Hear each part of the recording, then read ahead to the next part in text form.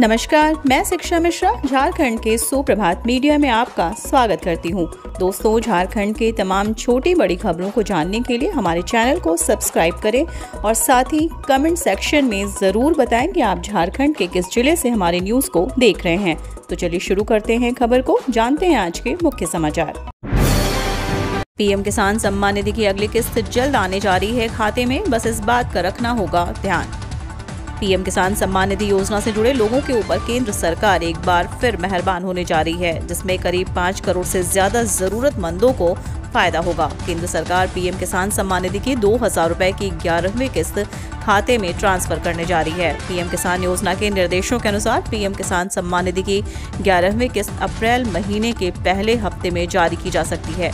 वहीं केंद्र सरकार ने पीएम किसान योजना की 11वीं किस्त जारी करने से पहले योजना में 2 बड़े बदलाव किए हैं। अगर किसी भी किसान ने अपने पीएम किसान खाते की KYC नहीं कराई है तो उसके खाते में 11वीं किस्त की राशि नहीं जारी की जाएगी। इसके अलावा केंद्र सरकार ने पीएम किसान योजना के तहत किस्त का स्टेटस चेक करने के लिए मिलने वाली सुविधा में भी बड़ा बदलाव किया है। अब अगर आपको अपने किस्त का स्टेटस चेक करना है तो सबसे पहले पीएम किसान खाते से रजिस्टर्ड मोबाइल नंबर को दर्ज करना होगा। इसके बाद ही आप अपने किस्त का स्टेटस चेक कर सकेंगे। झारखंड में बिजली की दरों में होगी कमी, अब मिलेंगे इतने रुपए प्रति यूनिट, जाने कब से होगा प्रभावी। केंद्रीय विद्युत नियामक आयोग ने पावर एक्सचेंज से राज्य की बिजली कंपनियों के द्वारा खरीदे जाने वाली बिजली की दरों में कमी की है। नियामक आयोग की ओर से यह दर 0 से लेकर 12 रुपए प्रति यूनिट तक निर्धारित की गई है। पूर्व में यह दर 20 रुपए प्रति यूनिट तक थी। राज्य की बिजली कंपनियों को प्रतिदिन अतिरिक्त बिजली लेने पर इसका भुगतान करना होता है। 2 अप्रैल से नई दरें प्रभावी हो गई हैं। इससे झारखंड को प्रतिदिन लगभग 2 करोड़ रुपए की बचत होगी। मई में 4 चरणों में होगी झारखंड पंचायत चुनाव, जून में होगी मतगणना। झारखंड पंचायत चुनाव मई जून में होना तय है। पंचायती राज विभाग तथा राज्य निर्वाचन आयोग की अब तक की तैयारी के अनुसार पंचायत चुनाव विभिन्न जिलों में से 1 से 4 चरणों में होगा। चारों चरण का मतदान मई माह में पूरा होगा तथा जून माह में परिणाम जारी होगा। किसी भी जिले में अधिकतम 4 चरणों में चुनाव होगा। यह मतदाताओं की संख्या, मतदान केंद्रों की संवेदनशीलता तथा उपलब्ध सुरक्षा बलों के आधार पर तय किया गया है। इधर पंचायती राज विभाग ने बिना OBC आरक्षण को लेकर पंचायत चुनाव कराने से संबंधित अधिसूचना जारी कर दी। गर्मी में दोपहर 1 बजे तक खुलेंगे स्कूल, इसका विरोध कर रहे शिक्षक, जाने क्या है मांग। गर्मी में झारखंड के सरकारी स्कूलों को अपराह्न 1 बजे तक खोले जाने के आदेश का शिक्षक विरोध कर रहे हैं।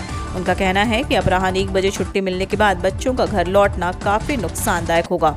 झारखंड शिक्षा परियोजना परिषद ने सरकारी स्कूलों को ग्रीष्मकाल में 1 अप्रैल से 30 जून तक सुबह 7 बजे से अपराह्न 1 बजे तक खोलने का आदेश दिया है। शिक्षकों ने इस आदेश को अनुचित बताते हुए कहा कि इसी महीने कुछ ही दिनों के बाद न्यायालय जरूर प्रातःकालीन हो जाएगा, लेकिन छोटे छोटे बच्चों वाला संस्थान 1 बजे तक खुला रहेगा।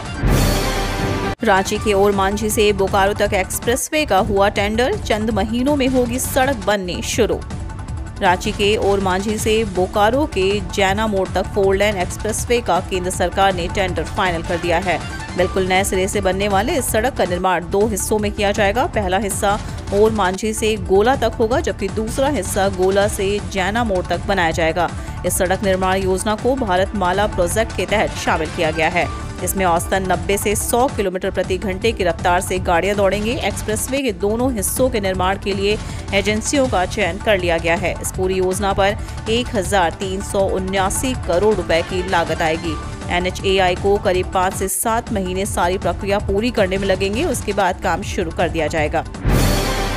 लातेहार में खुलेगा सेंट्रल स्कूल, शिक्षा मंत्रालय ने शुरू की पहल। लातेहार के बरवाडीह ब्लॉक में एक केंद्रीय विद्यालय खोला जाएगा। इस संबंध में रेलवे प्राधिकरण की ओर से शिक्षा मंत्रालय को प्रस्ताव भेजा गया था। किसी स्थान पर केंद्रीय स्कूल खोले जाने के संबंध में जो मानदंड तय है, बरवाडीह उन सारी आवश्यकताओं को पूरा करता है। लोकसभा में सांसद सुनील कुमार सिंह के केंद्रीय स्कूल खोले जाने की शर्तों और सवाल पर शिक्षा मंत्रालय ने यह जानकारी दी है। गौरतलब है कि लातेहार में बड़ी संख्या में रेलवे कर्मी कार्यरत हैं। इसके अलावा माइनिंग सेक्टर में भी बड़ी संख्या में कर्मी कार्य कर रहे हैं। ऐसे में रेलवे के प्रस्ताव को मंत्रालय ने हरी झंडी दे दी है। 2500 चापाकल 1324 मिनी HYDT और 170 HYDT से बुझाएंगे राजधानी की प्यास। राजधानी रांची में गर्मी का कहर जारी है। सिटी का तापमान तेजी से बढ़ रहा है। ऐसे में शहर में पानी की किल्लत शुरू हो गई है। वहीं रांची नगर निगम ने 5 दर्जन इलाकों में टैंकर से पानी की सप्लाई भी शुरू की है, लेकिन इससे पानी की समस्या दूर नहीं हो पा रही है।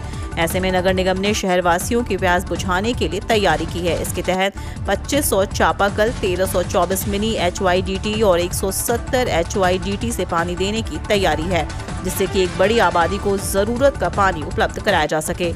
वहीं दिक्कत होने पर संबंधित अधिकारियों के दिए गए नंबरों पर शिकायत की जा सकती है, जहां तत्काल समस्या का समाधान किया जाएगा।